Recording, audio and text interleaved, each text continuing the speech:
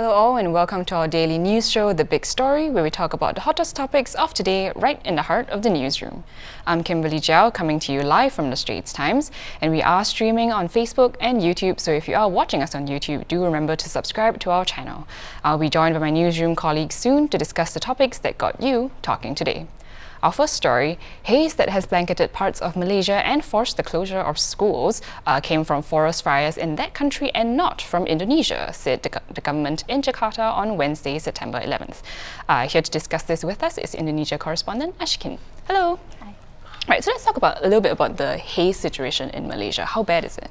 So here in Singapore, we may have been seeing grey skies, but our 24-hour PSI level is still in a moderate range. But if you actually look across the causeway to Malaysia, air quality has worsened dramatically this past week. So not only have 8 out of 13 Malaysian states been blanketed in haze, but air quality has actually fallen to unhealthy levels. For instance, in Rompin Pahang, air quality levels there are now at very unhealthy levels. So schools around Malaysia have been shuttered. Netizens are complaining about breathing difficulties, about teary eyes, about rashes, and it's a pretty grim situation. And this is actually expected to continue, so there are fears that things will only get worse because the dry weather will persist in Kalimantan and Sumatra, where there are very persistent hotspots. Oh gosh. So if you can scale back to the story, right, what exactly prompted this response from Indonesia? So it mostly started last Friday. That was when Malaysia said that it was planning to send a diplomatic note to Indonesia to call for more action against fires. So Malaysia's Deputy Environment Minister actually said that cross-border haze was the main cause of smog in Malaysia.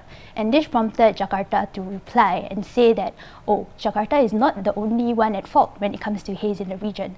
So according to the Indonesian government, what they were saying was that satellite data over the past week had shown like an increase in hotspots around ASEAN. So this meant not only in Indonesia, this also meant in the Malaysian peninsula, in many parts of Vietnam as well.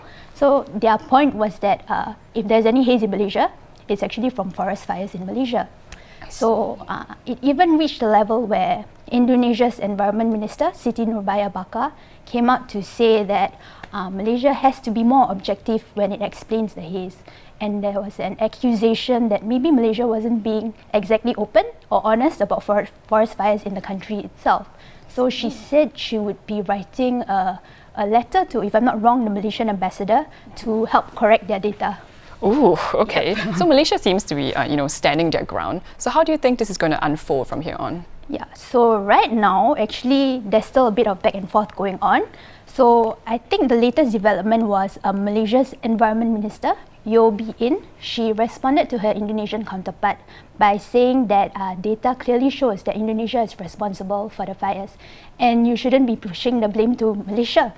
So she went so far as to say that, oh, Miss Siti Nurbaya, you shouldn't be living in denial. Ooh. Yeah, so the haze has actually always been a prickly issue in the region, and over the years there's been many instances where there's been a bit of tension between neighbours over it. But what I'm hoping is that we don't see the same level of hostility that we saw in 2015. That was when haze was at a crisis level all around ASEAN. Like, it was even worse than it is right now lah. So if you recall correctly, that year was the year that Indonesian Vice President Yusuf Kala actually hit out at neighbouring countries for complaining about haze. Oh. Yeah, so he said, oh, for 11 months of the year, all of you get nice air from Indonesia and you never thank us. And for the 1 month that you are suffering from haze, you complain and are upset. So that year, then President, I think Pak Susilo Bambang Yudhoyono, actually had to come in later and apologise for the haze. Yeah. So I hope this time around that things won't escalate that badly. The Malaysian ambassador has already clarified that the diplomatic note they are sending to Indonesia is not a protest letter. So it's more of an offer of help. Okay. So far I'm optimistic, and I think that it'll be good if us neighbours can work together, not only to maybe keep fires under control, but also to keep tensions and tempers under control. That'd be most important right now. Right. I mean, the haze has always been a contentious issue for this region. So here's to hoping that all of them work together and keep their cool and keep it civil. Well, thanks for sharing more with us. And if you'd like to keep up with this story as it develops, do stay tuned to our website. That's www.straitstimes.com. Our second story, a total of 58 establishments are on the Michelin Guide's Bib Gourmand list this year, 8 more than last year. The Bib Gourmand highlights eateries which offer value for money food that costs no more than $45 a person. And with us to discuss this today is food critic Wong Ayo. Hello. Hello, hi. So this is very exciting, right? Could you share with us a little bit more about some interesting new entrants this year? Okay, yeah, there are 12 new entrants, but there are 2 that really stand out for me. Oh yeah? Yeah, one is Haja Maimun because it sells kampong style food in the Kampong Glam area. What is interesting is that it was dropped out of the list last year. Oh. It was there the year before. Last year it dropped out, and then this year it's back again, which is good. But actually they have not changed anything, so you wonder why it was dropped out and why it came back, but anyway, good for them. So that was one interesting addition this year. The other one is a Peranakan restaurant in Scotts Road that nobody knows about. Oh. It's called Indo Cafe, the White House. Okay. It's one of those white and black bungalows. I mean, people will pass it and they would not know there is a Peranakan restaurant because it says Indo Cafe, right? Nobody knows where it is, so let alone have eaten there. But it's pretty good. I've been there before. It's a beautiful ambience, very quiet because nobody eats there. But the food is quite decent. So yeah, good for them too. Oh, so it's surprising that they made it to the list, considering that nobody even knew. Yes, but then with Michelin Guide, yeah, who knows how they choose the restaurants, right? That is very true. And then speaking of the list itself, the list seems to be getting longer and longer each year. Do you have any opinions about this? For the Bib Gourmand, I don't think anybody minds it getting longer. It's unlike the star restaurants. Stars people will say, oh, this country has so many star restaurants, or like Tokyo has the most restaurants with stars. But when it comes to the Bib Gourmand, I mean, it's for quality food at reasonable prices. So nobody minds the list getting longer. And we know in Singapore we have so many hawker stores that offer good food and definitely prices are reasonable. So in fact, there are a lot of stores that I think should go into the list too. So yeah, the longer the better. Yeah, so we actually welcome it to be longer, right? Because it means more hawkers get their that's their recognition, yeah. Yes, their recognition, that's right. So, when the Bib Gourmand, and so this is Bib Gourmand, that was just announced, but the Michelin Guide ceremony, which they're going to announce the Michelin star restaurants, that is coming out next Tuesday. Have any predictions for us? Like I said, with Michelin, you never know how they choose the restaurants. I'm always very baffled by their choices sometimes, and it's very controversial. People will always disagree with why this restaurant has 3 stars, why 2 stars.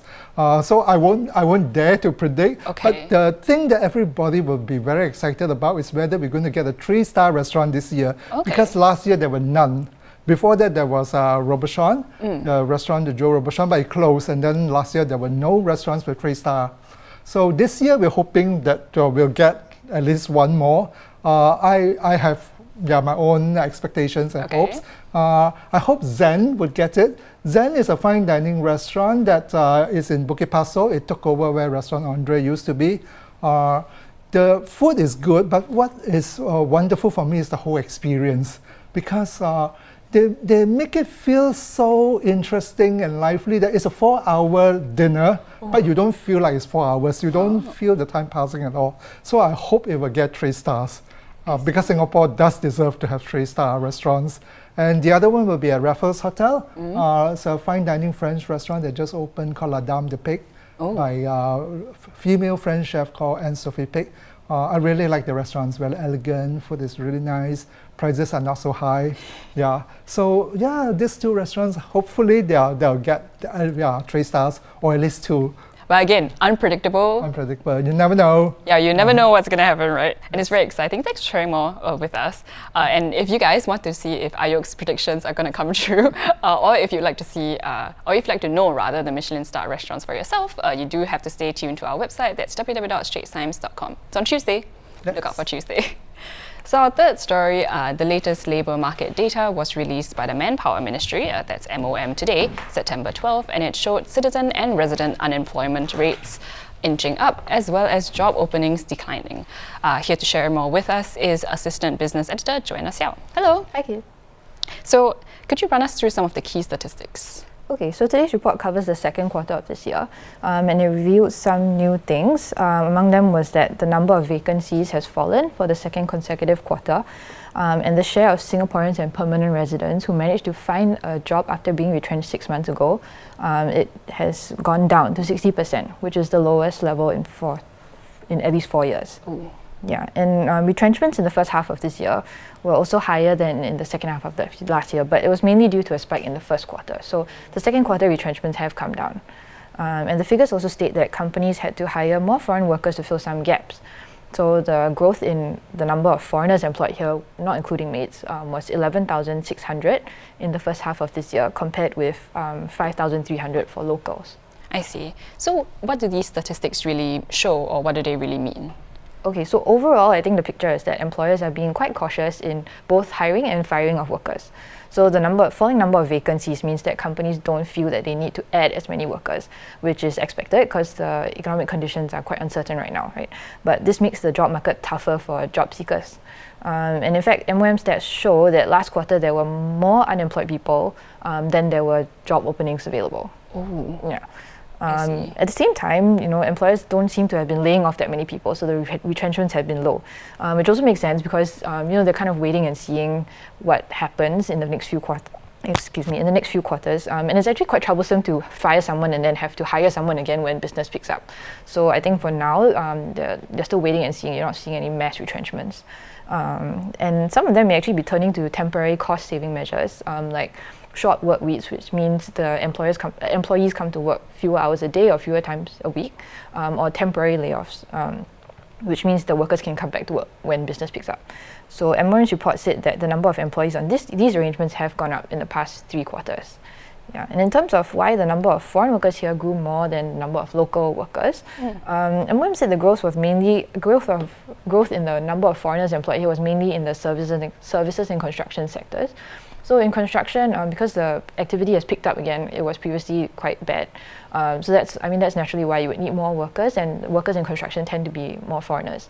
The services sector, on the other hand, we do employ a lot of locals, so it bears watching. And I guess it would be useful to have a breakdown more of the local versus foreign employment growth in different industries within services, because there are skill shortages among locals in occupations like nursing and then in ICT and some other sectors. So companies may need more foreigners to keep going in these sectors. And for now, the unemployment rate for Singaporeans is still quite low. It has gone up a little bit in the past quarters, but it's not spiked. Okay. So it's not that much of a worry yet, but we should keep an eye on it in the quarters to come. I see. So you'd say currently for the unemployment figures, don't worry yet. just watch it. Yeah, I think both on the job seeker side and the employer side, everyone is kind of just really on tenterhooks and waiting to see what happens next because things are so uncertain. Yeah, but the good part is that we're not seeing mass retrenchments and things like that. Okay, so I think it remains to be seen still, you would say? Right. Thank you for your insight, Joanna. If you'd like the full article, do head on to our website. That's www.straitstimes.com. And those are our top stories of the day. For more news and videos, once again, do head on to our website, www.straitstimes.com. This has been Kimberly. Thank you for watching The Big Story, and we'll see you tomorrow.